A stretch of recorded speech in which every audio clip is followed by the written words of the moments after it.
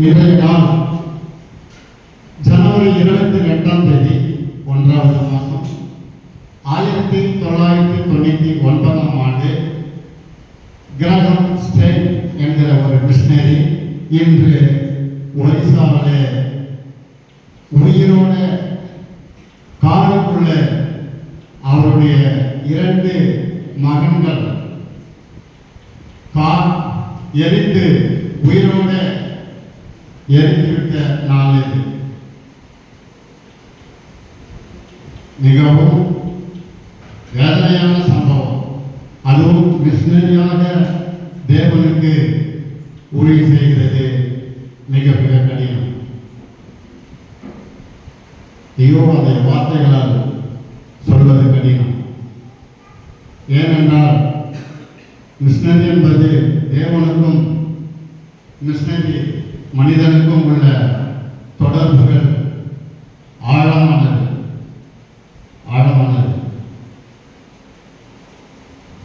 ஆதியாகமம் 28ஆம் அதிகாரம் 15வது வசனத்திலே யாக்கோபுக்கு சொன்ன வார்த்தை,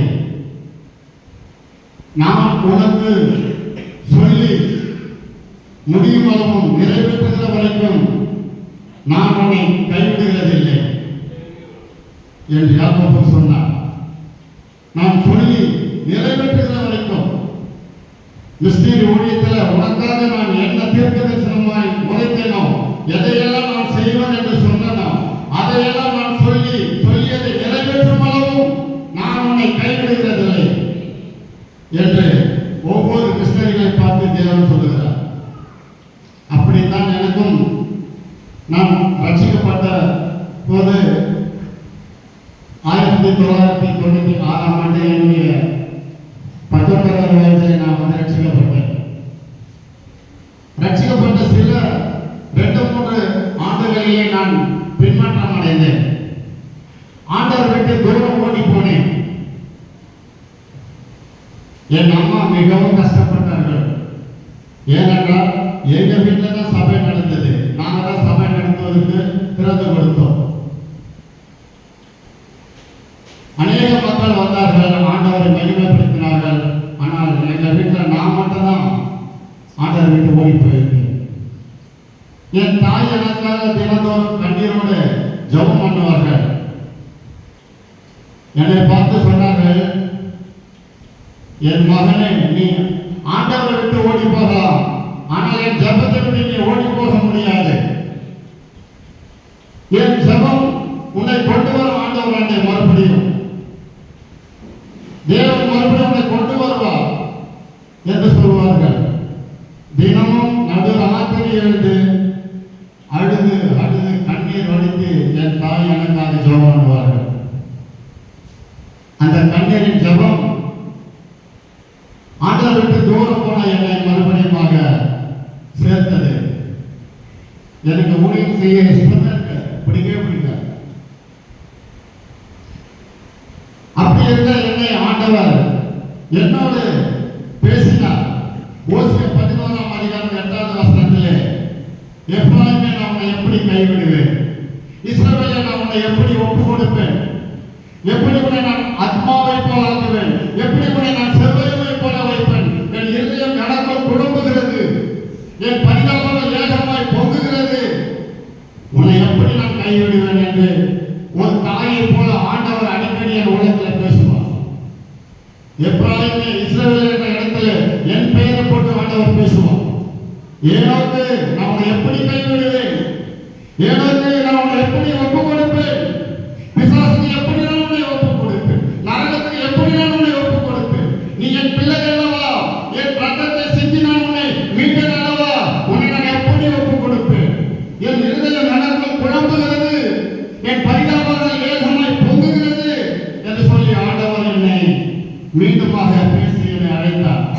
அழைத்தது மாத்திரமல்ல, எனக்கு ஆண்டவர் கர்த்தருடைய ஊழியத்தை செய்யும்படிக்கும் கூட கிருபை செய்தார். நான் பின்மாற்றம் ஆனதால ஒரு பாஸ்டர் என்கிட்ட பேச மாட்டாங்க, ஒரு விசுவாசிகள் என்கிட்ட பேசல. எல்லாரும் என்னை பார்த்தா ஓடி போயிடுவாங்க. அப்படி நான் ஆண்டவரை ஜெபம் பண்ணேன். ஆண்டவரே, எங்கே தூரமா போன என்ன மறுபடியும் என்ன கூப்பிட்டேன், நான் வந்துட்டேன் ஆண்டவரே, நான் இப்போ என்ன செய்யணும். இந்த ஊழியம் அல்ல, நான் உனக்கு ஒரு விசேஷத்த ஊழியத்தை வைத்திருக்கிறேன். ரோமர் 15:21 என்கிற அந்த வார்த்தையிலே தேவன் என்னோட பேசினார். ரோமர் 15:21 என்ன சொல்லுகிறது? நாம் வாசிக்க கேட்போமா? ரோமர் 15:21.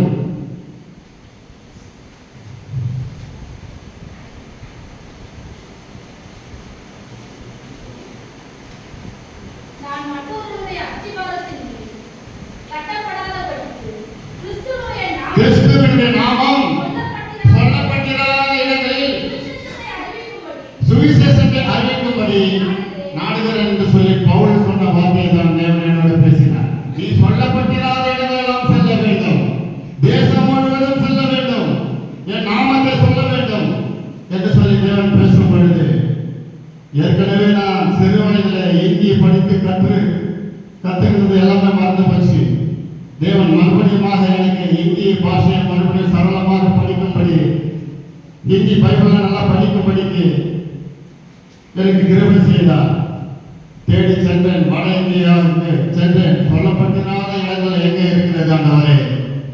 இங்க தமிழ்நாட்டில் தடுக்க விழுந்தா எல்லா இடத்துலையும் சர்ச்சை இருக்குது, எல்லா இடத்துலையும் பாஸ் இருக்கிறாங்க. சொல்லப்பட்டிராத இடம் இது எது ஆண்டவரே என்று கேட்கும்போது ஒவ்வொரு மாநிலத்தையும் தேவன் எனக்கு காட்டினார். ஒவ்வொரு மாநிலத்தையும் காட்டினார். சொல்லப்பட்டிராத இடங்களிலே ஆதிவாசி மக்களை காட்டினார்.